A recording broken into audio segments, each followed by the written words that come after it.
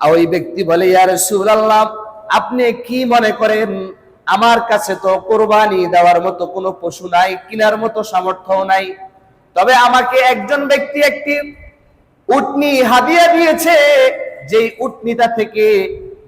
উটনি থেকে আমি আমার দুধ দহন করি এবং ওই দুধগুলো খেয়ে এবং বিক্রি করে আমার জীবন যাপন করি, আমি আমার পরিবারের খরচ বহন করি। এখন আপনি কি মনে করেন এছাড়া আমার কাছে আর অন্য কোনো প্রাণী নাই, আমি কি এই প্রাণীটা আল্লাহর জন্য ঈদের দিন জবাই করে দিব নাকি? সুবহানাল্লাহ। ইয়া রাসূলুল্লাহ, আমার কাছে শুধু আমাকে হাদিয়া দেওয়া সদকা করা একটা উটনি আছে, এই উটনিটা যদি আপনি বলেন আমি কি এই উটনিটা আল্লাহর রাস্তায় কুরবানি করব নাকি? ক্বালা লা, আল্লাহর নবী বলেন, না না না, তুমি এই উটনিটা আল্লাহর রাস্তায় কুরবানি করবা না, কারণ এই উটনি দিয়া তোমার পরিবারের জীবন যাপনের ব্যবস্থা হয়। সুবহানাল্লাহ। তবে আল্লাহর নবী বলেন, ও আমার সাহাবী, তুমি যেহেতু কুরবানি করতে চাচ্ছ, তোমার দিলের মধ্যে আল্লাহর রাস্তায় কুরবানি করার আশা আছে, সবাই কুরবানি করে, তোমারও কুরবানি করতে মনে চায়, কিন্তু তোমার সামর্থ্য নাই, আমি নবী তোমাকে বলছি, তুমি যদি কয়েকটা আমল করো, আমার আল্লাহ তোমাকেও কুরবানি করার সওয়াব দান করে দিবেন। সুবহানাল্লাহ। আল্লাহর নবী মুহাম্মদুর রাসূলুল্লাহ সাল্লাল্লাহু আলাইহি ওয়াসাল্লাম বলেন, ও আমার সাহাবীরা, ওয়ালাকিন তাখুযু মিন শারিকা ওয়া তুকাল্লিমু আসফারাকা ওয়া তাকুসসু শা'রাকা ওয়া তাহলিকু আনাতাকা। আল্লাহর নবী বলেন, তবে তুমি যদি জিলহজের চাঁদ উদিত হওয়ার আগে তোমার চুলগুলোকে যদি তুমি কেটে ফেলো এবং যদি তোমার মোচগুলোকে তুমি খাটো করে ফেলো, তোমার নখগুলোকে যদি তুমি কেটে ফেলো, ওয়া তাহলিকু আনাতাকা, এবং তোমার নাভির নিচের পশম যদি পরিষ্কার করে ফেলো, ফাযালিকা তামামু উযহিয়াতিকা ইনদাল্লাহি আযজা ওয়া জাল্লা। তোমার এই চারটা কাজ করার বিনিময়ে আল্লাহ রাব্বুল আলামিনের নিকট তোমার কুরবানির পরিপূর্ণ সওয়াব দেওয়া হয়ে যাবে। সুবহানাল্লাহ। কুরবানি করার সামর্থ্য অনেকের নাই, তার উপরে কুরবানি ওয়াজিব হয় নাই, কিন্তু মনে চায়, সবাই তো কুরবানি দেয়, আমিও একটা কুরবানি দেই আমার আল্লাহর রাস্তায়, এমন মনে চায় কি চায় না? তাদের জন্য নবীজির হাদিস, নাসাই শরীফের হাদিস, আল্লাহর নবী বলেন, ওই ব্যক্তি যাতে জিলহজ মাসের চাঁদ উদিত হওয়ার আগে যদি তার নখগুলো কেটে ফেলে এবং তার মোচগুলো খাটো করে ফেলে এবং তার চুলগুলো খাটো করে ফেলে এবং নাভির নিচের পশম, বগলের নিচের অতিরিক্ত অবাঞ্ছিত পশম যদি সে ছেটে ফেলে, কেটে ফেলে, আল্লাহ রাব্বুল আলামিন এবং কুরবানি করার আগ পর্যন্ত যদি, অর্থাৎ 10 জিলহজের আগে যদি সে আর এগুলো না কাটে, আল্লাহ তাকেও কুরবানি করার সওয়াব দান করবে। পারবেন তো ইনশাআল্লাহ? আল্লাহ আমাদের সকলকে এই ফজিলত, কুরবানি দেওয়ার মতো ফজিলত অর্জন করে নেওয়ার তৌফিক দান করেন, জোরে বলেন আমিন। 2 নাম্বার, এই জিলহজ মাসের 1 নাম্বার আমল গেল চুল, নখ, মোচ, নাভির নিচের পশম, বগলের নিচের পশম আমরা ইনশাআল্লাহ আজকে মাগরিবের আগে আগে কেটে ফেলবো ইনশাআল্লাহ। 2 নাম্বার আমল হলো এই জিলহজ মাসের প্রথম দশকে ঈদের দিন ছাড়া বাকি 9 দিন রোজা রাখা। সুবহানাল্লাহ বলেন। ঈদের দিন ছাড়া মানে 10 জিলহজ ছাড়া আগামীকাল থেকে 9 তারিখ পর্যন্ত লাগাতার রোজা রাখার অনেক ফজিলত রয়েছে। সুবহানাল্লাহ। 2 নাম্বার আমল বানায় বলছি না, হাদিসের কিতাবের নাম সুনানু আবি দাউদ, 6টা সহিহ হাদিস কিতাবের একটা কিতাবের নাম আবু দাউদ। এই আবু দাউদ শরীফের 2437 নম্বর হাদিস। এই হাদিসের বর্ণনাকারী হলেন হযরতে হুনাইদা ইবনে খালিদ রাদিয়াল্লাহু তাআলা আন হুনাইদা ইবনে খালিদ রাদিয়াল্লাহু তাআলা আনহু আন যাওজাতিহি আন বাদি আজওয়াজিন নবী সাল্লাল্লাহু আলাইহি ওয়াসাল্লাম قالت, হযরতে হুনাইদ তার স্ত্রী থেকে, তার স্ত্রী নবীজির কোন এক স্ত্রী থেকে হাদিসটা বর্ণনা করেন। সুবহানাল্লাহ। নবীজির কোন এক স্ত্রী হাদিসটা বলেন, قالت কানা রাসূলুল্লাহি সাল্লাল্লাহু আলাইহি ওয়াসাল্লাম ইয়াসুমু তিসআদিল হজ্জা ওয়া ইয়াসুমু ইয়াওমা আশুরা ওয়া সালাসাতা আইয়ামিন মিন কুল্লি শাহর ওয়া আউওয়ালা ইসনাইন মিনাশ শাহরি ওয়াল 50। আল্লাহর নবীর এক স্ত্রী বর্ণনা করেন, আল্লাহর নবী দু জাহানের সরদার আকায়ে নামদার তাজদার মদিনা মুহাম্মাদুর রাসূলুল্লাহ, জোরে বলেন সাল্লাল্লাহু আলাইহি ওয়াসাল্লাম, ইয়াসুমু তিসআ যিল হিজ্জা, তিনি জিলহজ মাসের 9 তারিখ পর্যন্ত লাগাতার রোজা রাখতেন। সুবহানাল্লাহ, আসতে বলেন। আল্লাহর নবী জিলহজের 9 তারিখ পর্যন্ত লাগাতার রোজা রাখতেন। এই লাগাতার রোজা নবী কখনো ছাড়তেন না। এরপরে নবীর স্ত্রী বলেন ওয়া ইয়াউমা আশুরা, এবং আল্লাহর নবী আশুরার দিনের রোজা রাখতেন। ওয়া সালাসাতা আইয়ামিন মিন কুল্লি শাহর, এবং প্রত্যেক মাসের 3 দিন 13, 14, 15 রোজা রাখতেন। সুবহানাল্লাহ বলেন। ওয়া আউয়ালা ইসনাইনি মিনাশ শাহরি ওয়াল 50, এবং প্রত্যেক মাসের প্রথম সপ্তাহের সোমবার এবং বৃহস্পতিবার রোজা রাখতেন। সুবহানাল্লাহ। তাহলে জিলহজ মাসের 9টা রোজা লাগাতার রাখতেন, আশুরার দিনের রোজা রাখতেন, এবং প্রত্যেক মাসের 3 দিন রোজা রাখতেন, এবং আল্লাহর নবী প্রত্যেক মাসের প্রথম সোম এবং বৃহস্পতি রোজা রাখতেন। সুবহানাল্লাহ বলেন। এটা কার আমল? নবীজির আমল। আমাদেরও করার দরকার আছে না নাই? তাহলে দ্বিতীয় আমল হলো জিলহজ মাসের ঈদের দিন ছাড়া, 10 জিলহজ ছাড়া বাকি 9 দিন লাগাতার রোজা রাখা। আল্লাহ আমাদের যাদের সক্ষমতা রয়েছে, আল্লাহ সকলকে নবীজির এই আমলটা করার তৌফিক দেন, জোরে বলেন আমিন। বিশেষ করে 9 তারিখের রোজা রাখা, ইয়াউমে আরাফার রোজাটা রাখা। ইয়াউমে আরাফার রোজার আলাদা ফজিলত রয়েছে। সুবহানাল্লাহ বলেন। এটা হচ্ছে বিশেষ আমল। 3 নাম্বার আমাদের এই আমলটা বিশেষভাবে 9 তারিখের রোজা আমরা রাখবো। বাকি 8 দিন আমরা রোজা রাখতে পারি আর না পারি, ইনশাআল্লাহ জিলহজ মাসের 9 তারিখের রোজা আমরা রাখবো। বলেন ইনশাআল্লাহ। আর একটু জোরে বলেন ইনশাআল্লাহ। আল্লাহর নবী বিশেষ গুরুত্ব দিয়েছেন এই 9 তারিখের রোজার ক্ষেত্রে। হাদিসের কিতাবের নাম সহিহ মুসলিম, মুসলিম শরীফের 1162 নম্বর হাদিস। قال رسول الله صلى الله عليه وسلم صيام يوم عرفة احتسب على الله أن يكفر السنة التي قبله والسنة التي بعده, জোরে বলেন আল্লাহু আকবার। আর একটু জোরে বলেন আল্লাহু আকবার। আল্লাহর নবী বলেন, ও আমার উম্মতেরা, ও আমার সাহাবীরা শুনো, সিয়ামু ইয়াউমি আরাফা, জিলহজ মাসের 9 তারিখ ইয়াউমে আরাফা যেটাকে বলা হয়, এই ইয়াউমে আরাফার রোজা এত দাম, এত দাম। যদি কেউ ওই দিনে রোজা রাখে, আহতাসিবু আলাল্লাহ, আমি তো আমার রবের ব্যাপারে এটা আশা রাখি, আমার আল্লাহ আইয়ুকাফিরাস সানাতাল্লাতী ক্বাবলাহু, ওই ব্যক্তির পূর্বের 1 বছরের গুনাহগুলো ক্ষমা করে দিবে। ওয়াস সানাতাল্লাতী বাদাহু, শুধু তাই না, নবী বলেন তার পরবর্তী অগ্রিম 1 বছরের গুনাহ আল্লাহ মাফ করবেন। আর একটু জোরে বলেন না আল্লাহু আকবার। তাহলে রোজা রাখলে 9 তারিখের রোজা, জিলহজ মাসের 9 তারিখ যে রোজা, ঈদের আগের দিন, ওই রোজা যদি কেউ রাখে, আল্লাহর নবী বলেন আমি আমার আল্লাহর ব্যাপারে এটা আশা রাখি যে আমার আল্লাহ যেই ব্যক্তি ওই দিন রোজা রাখবে, তার পূর্বের 1 বছরের যাবতীয় গুনাহ আল্লাহ ক্ষমা করে দিবেন। এবং শুধু তাই না, আগামী 1 বছর সে যত গুনাহ করবে আল্লাহ সেগুলোও অগ্রিম ক্ষমা করে দিবেন। এই জন্য এত দামি ফজিলত পাইতে রাজি আছি ইনশাআল্লাহ। কারা কারা রাজি আছেন একটু হাত তুলেন। নারায়ে তাকবীর, লিল্লাহি তাকবীর। আল্লাহ আমাদের সকলকে, বিশেষ করে অন্তত জিলহজ মাসের 9 তারিখের রোজা সকল ভাইকে রাখার তৌফিক দেন, বলেন আমিন। এটা হলো 3 নাম্বার গুরুত্বপূর্ণ আমল।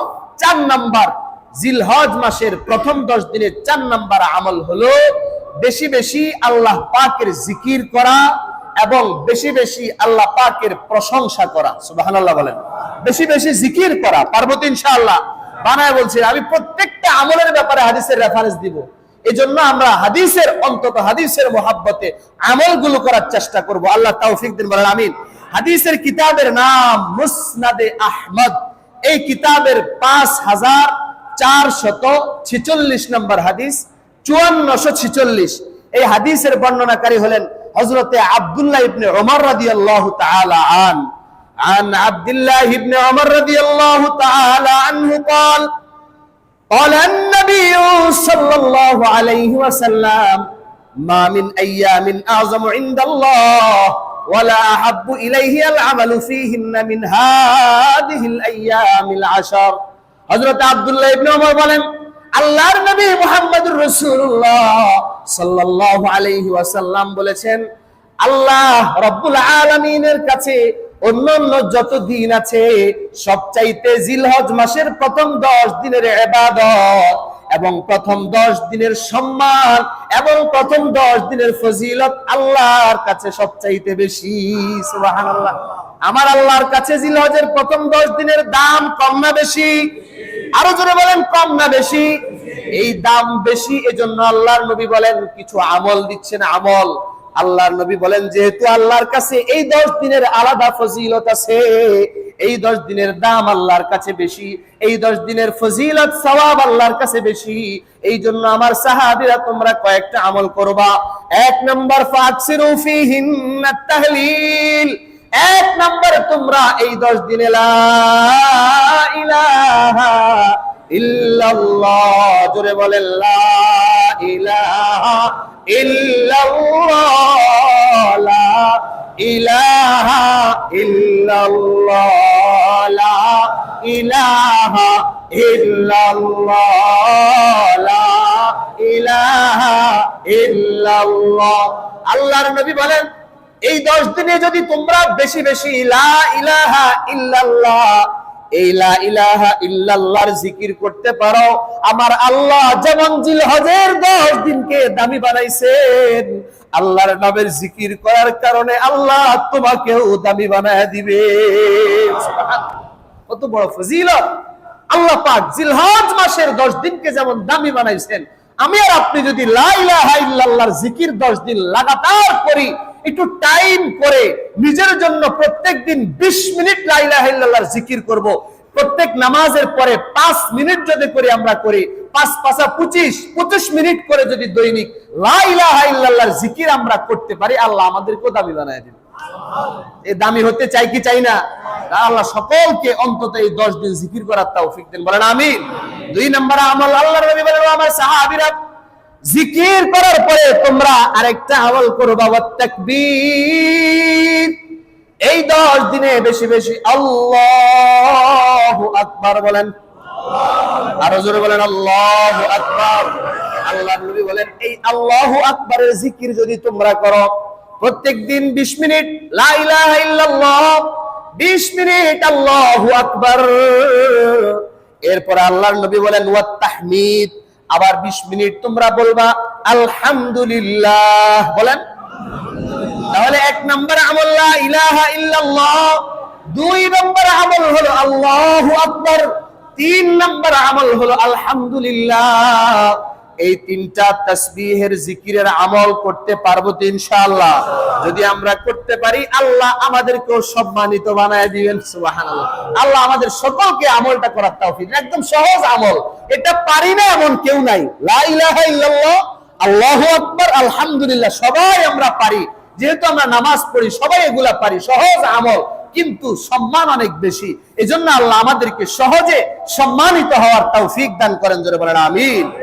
5 নাম্বার জিলহজ মাসের প্রথম 10 দিনের আমল হলো তাকবীরে তাশরিক পড়া। তাকবীরে তাশরিকের আলোচনা ইনশাআল্লাহ আগামী সপ্তাহে বিস্তারিত করব, যেহেতু আমরা ঈদের আগে আরেকটা সপ্তাহ পাচ্ছি, জুমা।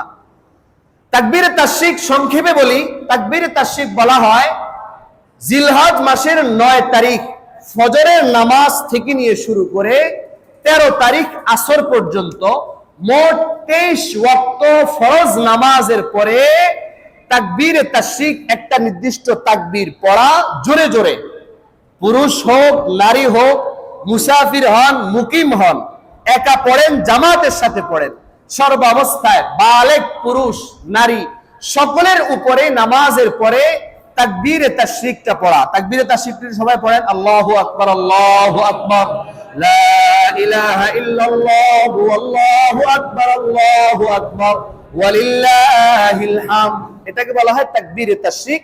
এটা হলো জিলহজ মাসের 5 নাম্বার আমল। আল্লাহ রাব্বুল আলামিন আমাদেরকে যখন এই আমলের সময় আসবে বেশি বেশি এই তাকবীরটা পড়ার তৌফিক দান করেন, জোরে বলেন আমিন। এছাড়াও 9 তারিখ থেকে 13 তারিখ, এছাড়াও জিলহজ মাস শুরু হওয়ার পর থেকেই ঈদের দিন পর্যন্ত সাহাবায়ে কেরাম এবং প্রিয় নবীজি এই তাকবীরটা বেশি বেশি দিতেন। সুবহানাল্লাহ। আমার যখন চাঁদ উঠে যাবে ইনশাআল্লাহ আগামীকাল থেকে, যখনই সুযোগ হয়, বিশেষ করে নামাজের পরে বা অফিসে আছি বা যে কোনো কাজ করছি, এখন কোনো ব্যস্ততা নাই, হাতে একটা তাসবিহ নিব, তাসবিহ নিয়ে অথবা মনে মনে আল্লাহু আকবার, আল্লাহু আকবার, লা ইলাহা ইল্লাল্লাহু, আল্লাহু আকবার, আল্লাহু আকবার, ওয়ালিল্লাহিল হামদ, এই তাকবীরটা আমরা আস্তে আস্তে পড়বো। পারবো তো ইনশাআল্লাহ? আল্লাহ সকলকে 5 নম্বরে আমলটা করার তৌফিক দেন, বলেন আমিন। 6 নাম্বার, জিলহজ মাসের সবচাইতে শ্রেষ্ঠ আমল যেটা, সেটা হলো বাইতুল্লাহর হজ করা। সুবহানাল্লাহ। শ্রেষ্ঠ আমল, জিলহজের শ্রেষ্ঠ আমল হলো আল্লাহর ঘরের হজ করা। তো যারা আল্লাহ পাকের ঘরের হজ করবে, আল্লাহ বলেন ওয়ালিল্লাহি আলান নাসি হিজ্জুল বাইতি মান ইসতাতা ইলাইহি সাবিলা, সূরা আলে ইমরান আয়াত নম্বর 97। আল্লাহ বলেন যাদের সক্ষমতা রয়েছে তারা যেন আমার ঘরের হজ করতে যায়। সুবহানাল্লাহ। তারা আমার ঘরের হজ করলে কি হবে? মান হাজ্জা লিল্লাহি ফালাম ইয়ারফুস ওয়ালাম ইয়াফসুক রাজাআ কা ইয়াউমিন ওয়ালাদাতহু উম্মুহু। গত সপ্তাহে আলোচনা করেছি, নবী বলেন যে ব্যক্তি কোনো অশ্লীল কাজ করা ছাড়া, গুনাহের কাজ করা ছাড়া, গালাগালি ছাড়া শুধুমাত্র আল্লাহর জন্য হজ করে ফিরে আসবে, সে কেমন যেন তার মায়ের গর্ভ থেকে নিষ্পাপ হয়ে ফিরে আসবে। সুবহানাল্লাহ বলেন না? এই জন্য জিলহজের শ্রেষ্ঠ আমল হলো হজ করা, 6 নাম্বার আমল। 7 নাম্বার জিলহজ মাসের আমল হলো কুরবানি করা, সর্বশেষ আমল। এবং যে আমলটা আমার আল্লাহর কাছে এত প্রিয়, এত প্রিয়, যদি কারো কুরবানি আমার আল্লাহর দরবারে কবুল হয়ে যায়, আল্লাহ ওই একটা পশুর কুরবানির উসিলায় তার জিন্দেগীর গুনাহগুলো ক্ষমা করে ওই পশুর গায়ে যতগুলো পশম আছে প্রত্যেকটা পশমের বিনিময়ে আল্লাহ এক একটা নেকি তার আমলনামায় লিখে। আর একটু আস্তে কোন সুবহানাল্লাহ। তাহলে জিলহজ মাসের 7ম যে আমল, 7 নম্বর আমল হলো আল্লাহর সন্তুষ্টির জন্য কুরবানি করা। পারবো তো ইনশাআল্লাহ? এখন কুরবানি নিয়ে কিছু মাসালা না বললেই নয়, কারণ পশু কিনতে হবে এবং অনেক মাসালা মাসাইল আছে, অন্তত 70 থেকে 80টা মাসালা যেটা আমাদের আলোচনা করা উচিত এবং জরুরি, কিন্তু সময়ের অভাবে আমরা পারি না। তারপরেও আমি চেষ্টা করব ইনশাআল্লাহ এই সপ্তাহে কিছু মাসালা বলবো, আগামী সপ্তাহে এবং ঈদের দিন মিলিয়ে যথাসম্ভব মাসালাগুলো নিয়ে আলোচনা করব। আপনারা ঠিকমতো খেয়াল করে আমলের নিয়তে শুনবেন তো ইনশাআল্লাহ। অত্যন্ত জরুরি মাসালা, এটা না জানলে অনেকের কোরবানি বাতিল হয়ে যাচ্ছে।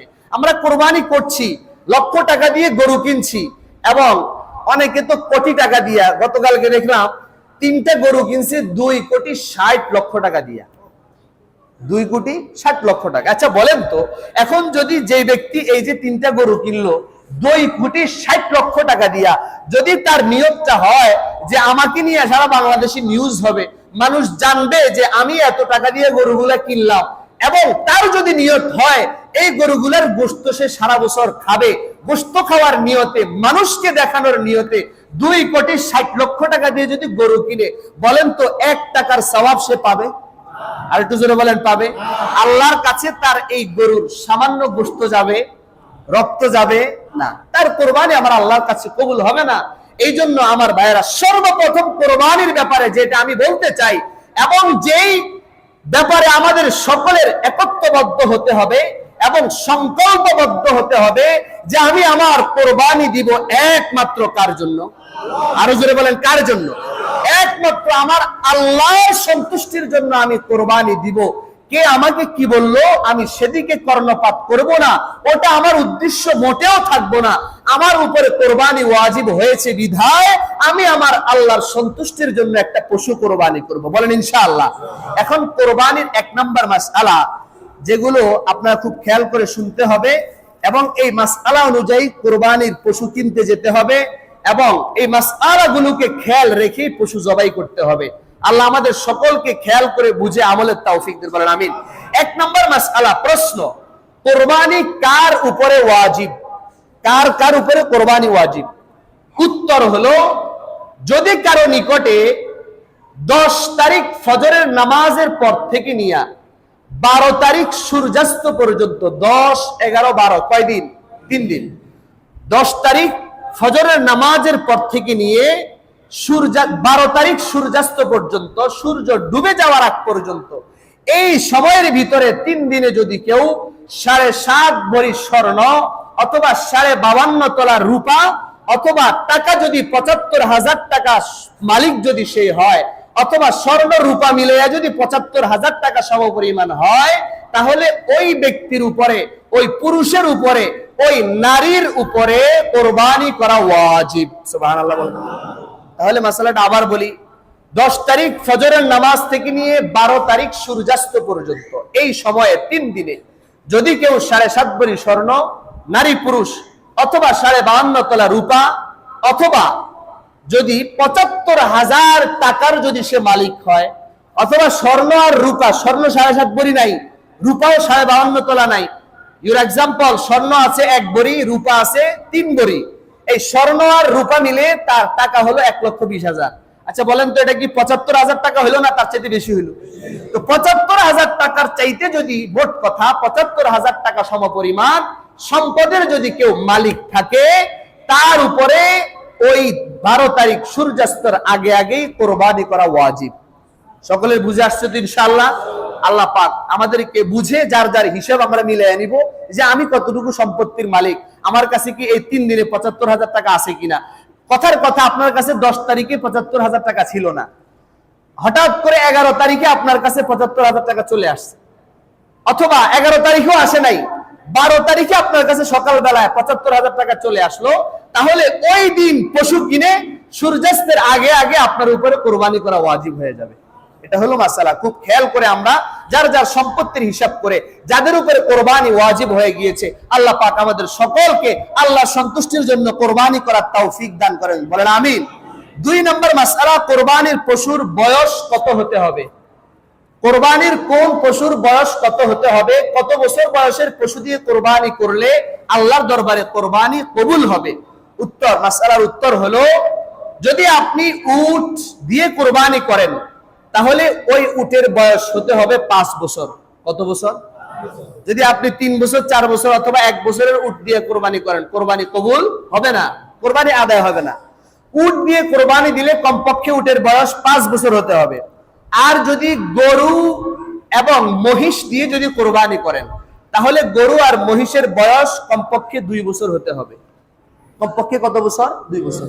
আর যদি ভেড়া, দুম্বা অথবা ছাগল দিয়ে আপনি কোরবানি করেন, তাহলে ওগুলোর বয়স কমপক্ষে 1 বছর হতে হবে। কমপক্ষে কত বছর? এই ক্ষেত্রে যদি দুম্বা আর ভেড়া দিয়ে কোরবানি করা হয়, দুম্বা আর ভেড়া, খেয়াল করবো মশালাটা, যদি দুম্বা আর ভেড়া দিয়ে কোরবানি করেন, ওই দুম্বা আর ভেড়ার বয়স 1 বছর হয় নাই, কিন্তু দেখতে তাকে 1 বছরের মতো লাগে, অর্থাৎ দেখতে মোটা তাজা, বয়স কম কিন্তু মোটা তাজা হয়ে যায়, হাইব্রিড আছে না নাই, এরকম যদি দেখতে থাকে, যদিও তার বয়স 7 মাস হয়েছে অথবা 8 মাস, 6 মাস, অর্থাৎ 6 মাসের কমে হলে হবে না, 6 মাসের পর থেকে যদি দুম্বা আর ভেড়াকে দেখতে 1 বছরের মতো লাগে, তাহলে ওই দুম্বা আর ভেড়া দিয়ে কোরবানি করলেও কোরবানি আদায় হয়ে যাবে। সুবহানাল্লাহ। এটা হলো মাসআলা। তবে হ্যাঁ, ছাগল যদি 1 বছরের মতো যদি দেখতে থাকে 1 বছরের মতোও লাগে, তাহলে 1 বছরের কমে ছাগল দিয়ে কি করা যাবে না, কোরবানি করা যাবে না। এটা শুধু দুম্বা আর ভেড়ার ক্ষেত্রে। আমাদের দেশে তো দুম্বা আর ভেড়া দিয়ে কোরবানি কম করা হয়, বেশিরভাগ আমরা খাসি দিয়ে কোরবানি করি। তো খাসির বয়স কমপক্ষে 1 বছর হতে হবে, যতই তাকে দেখতে মোটা তাজা দেখা যাক, যদি 8 মাস, 9 মাস, 10 মাস, 11 মাসও যদি হয়, অথবা 6 মাস, 7 মাস, যতই হোক, 11 মাস হলেও ওই ছাগল দিয়ে, ওই খাসি দিয়ে কোরবানি করা যাবে না। মাসালাগুলো খেয়াল করে আমরা পশু কিনবো, এবং অত্যন্ত খেয়াল করব, বিশেষ করে বর্তমান অবস্থায়, বর্তমান সমাজে তো এমন এমন হাইব্রিড ঔষধ খাওয়ানো হয়, যার মাধ্যমে 7 মাস, 8 মাসের, 1 বছরের গরুকে 3 বছরের গরুর মতো দেখা যায়। কথা ঠিক না ঠিক? হাইব্রিড খেয়ে খেয়ে খাওয়ানো হয়, বিশেষ করে খামারের মধ্যে যেগুলো হয়ে থাকে। এক্ষেত্রে আমরা সতর্ক থাকবো, এবং যে ব্যক্তি বিক্রি করছে তাকে জিজ্ঞেস করব যে আপনার গরুর বয়স কত, আপনার ছাগলের, আপনার খাসির বয়স কত, ওই বয়সটাকে যাচাই করব। আর এটা যাচাই করার একটা পদ্ধতি হলো, আমাদের যদি সম্ভব হয় আমরা তার দাঁতগুলা দেখব, একটু তার চোয়ালটাকে উঠে দেখবো যে কয়টা তার দাঁতছে, মাড়ির দাঁত কয়টা উঠছে। যদি দেখেন মাড়ির দাঁত 2টা দাঁতছে, তাহলে বুঝবেন গরুর বয়স কয়টা হয়েছে, 2 বছর। ছাগলের ক্ষেত্রে দাঁত উঠতে হবে, অন্তত একটা দাঁত উঠতে হবে, তার মাড়ির 2 পাশে 2টা দাঁত উঠে আমরা এটা খেয়াল করে দেখি ইনশাআল্লাহ পশু কিনবো। আল্লাহ সকলকে দেখে শুনে এমন পশু কিনার তৌফিক দেন যে পশু কোরবানি করলে পরে আমার আল্লাহ কবুল করে নেবেন, বলেন আমিন। 3 নম্বর মাসালা, কোরবানি কোন পশুতে কত ভাগে দেওয়া যাবে? এটা আমরা সবাই জানি। যদি আমরা উট, গরু, মহিষ দিয়ে কোরবানি করি, তাহলে এই 3 পশুতে 7 ভাগে 7 নামে কোরবানি দেওয়া যাবে। কয় ভাগে? 7 ভাগে কোরবানি দেওয়া যাবে। যদি 7 ভাগ নেওয়া হয়, আপনারা 3 জনে মিলে একটা গরু কিনলেন, তাও দেওয়া যাবে। 3 নাম দিবেন, বাকি 3 নাম খালি যাবে। অথবা 3 নামের ভিতরে বাবা আদম আলাইহিস সালামের নাম ঢুকিয়ে দিলেন, অথবা প্রিয় নবীজি মুহাম্মদুর রাসূলুল্লাহ সাল্লাল্লাহু আলাইহি ওয়াসাল্লামের নামে দিয়ে দিবেন, নাম খালি রাখার দরকার নেই। তবে 3 জন দিলে হয়ে যাবে, 4 জনে মিলে দিলেও হয়ে যাবে, নাম যদি খালি থাকে তাও সমস্যা নাই। তাহলে 7 ভাগে, 4 ভাগে, 5 ভাগে, 3 ভাগে, 2 ভাগে, যেভাবে ইচ্ছা উট, গরু এবং মহিষে কোরবানি দেওয়া যাবে। আর যদি ছাগল, দুম্বা, ভেড়া হয়, তাহলে এগুলোতে এক নামে কোরবানি দেওয়া যাবে। এক নামে একটা ছাগল, এক নামে একটা ভেড়া, এক নামে একটা দুম্বা। আল্লাহ আমাদেরকে মাসালাগুলো বুঝা